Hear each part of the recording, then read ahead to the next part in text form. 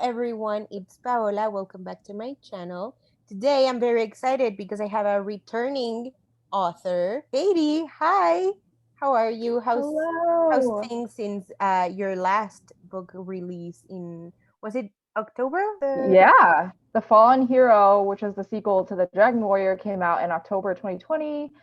And I feel like I blinked and it's my next book comes out in 2 months. But I've been good. I just got back to New York City after spending all of 2020 quarantining in Michigan with my family and just like getting to see the city and seeing friends out here has made me feel like more of a human being than I was for like all of last year. And it's also exciting that I have like two books coming out this year. So yeah, I can't say I'm complaining about anything. It's pretty good right now, or it's like getting to be good, getting to be better than last year. I'm glad. I'm really, really glad to hear that. So, Katie, tell us about your new release, How We Fall Apart. How We Fall Apart is my first young adult novel, and How We Fall Apart is a thriller with dark academia vibes, and it's pitched as Crazy Rich Asians meets One of Us is Lying, and it follows this group of high achieving Asian American students at this elite prep school in Manhattan.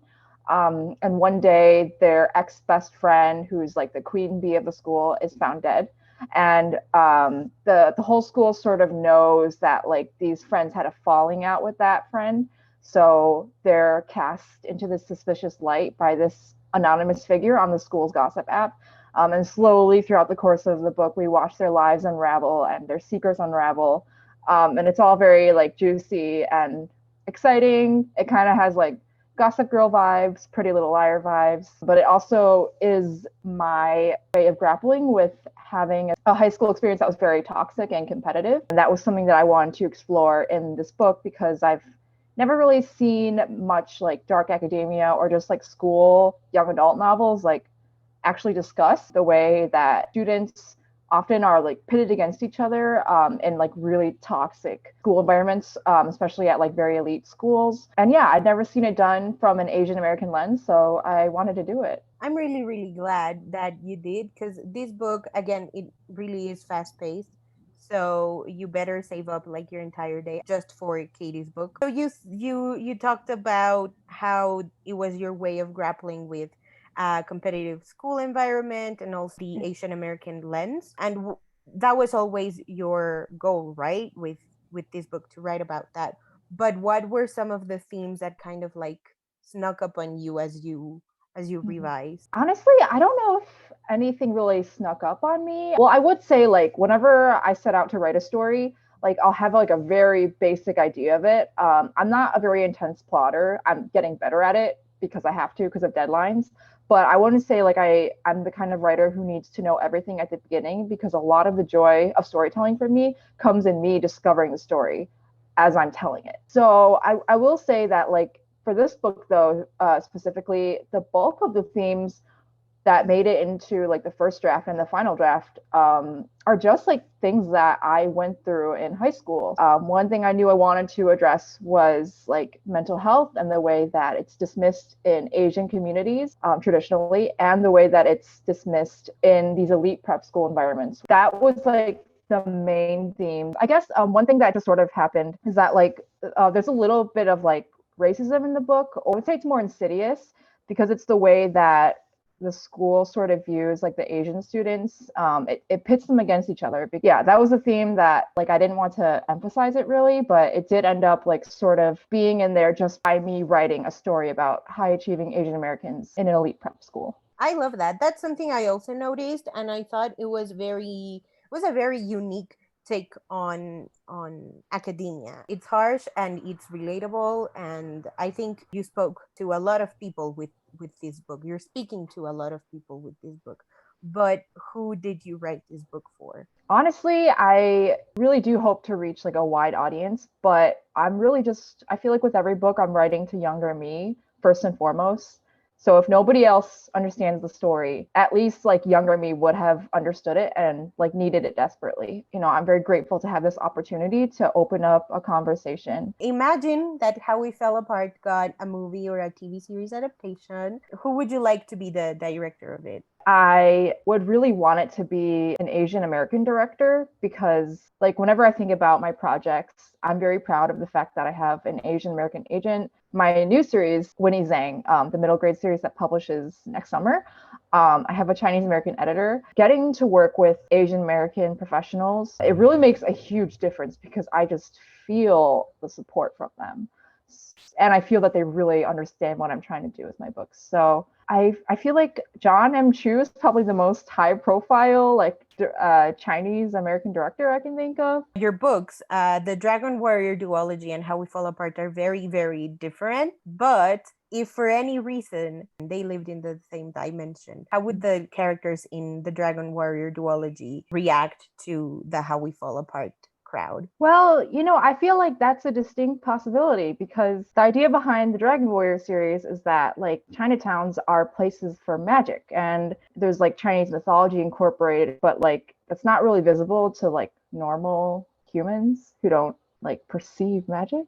So I think we could have a universe where the Dragon Warrior exists and then like and How We Fall Apart, Nancy and her friends exist. I don't think Farron would get along with Nancy because I think they can be similar in some ways. I say that because I love writing like very strong, ambitious Asian female characters. So I think in that sense, like they could admire each other, but Farron would never approve of what Nancy is willing to do to achieve her goals because I would say Farron has a very strong moral compass, whereas Nancy is willing to like forego her moral compass in order to get what she wants. So I don't think they would get along in the end. I love that. I love how different they are. So, to finish off, tell us about your future projects because I know you have a lot of them. Yeah. So after How We Fell Apart, I have my next middle grade, which is coming out. It's in September from Scholastic. It's called Last Gamer Standing, and it's a sci-fi that's set in this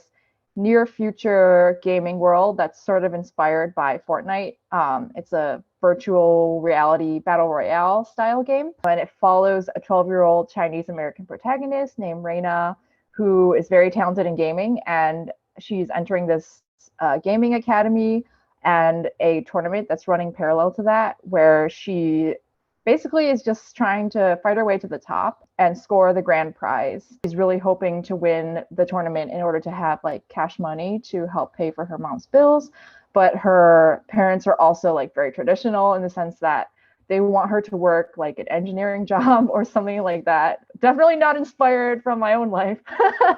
And then after Last Gamer Standing, I will have a nice break for I think about a year. We're not sure yet because we're still like hammering out the specific pub date. But in summer 22, I will release my next middle grade series from Random House. It's called Winnie Zang, and it follows the adventures of a Chinese American protagonist who is honestly just trying to like get through her first year of middle school and like live her best life. But then these spirits like start entering her town and causing chaos. And she realizes that she's descended from a long line of shamans, and she basically has to keep the peace between the spirit world and her world. But, you know, it's a struggle for her because she just really wants to get good grades and she doesn't want to like save the world. And I also next year have my second young adult thriller, and it's another like dark academia type thriller that I'm comping to Truly Devious by Maureen Johnson. And it follows this Chinese American girl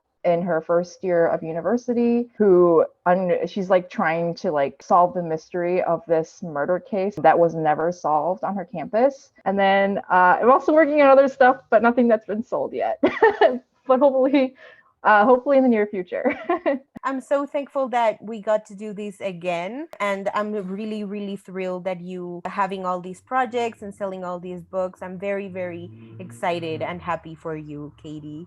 Thanks so much for having me. It was so great to catch up and also talk about all the things that I'm trying to write. Thank you so much for doing this interview with me. Thank you everyone else for watching. Don't forget to buy How We Fall Apart. I will leave a link in the description down below, as well as for Katie's websites and her socials, so that you can support her. And yeah, if you haven't already and you'd like to, go ahead and hit subscribe. And we will see you next time. Bye. Bye.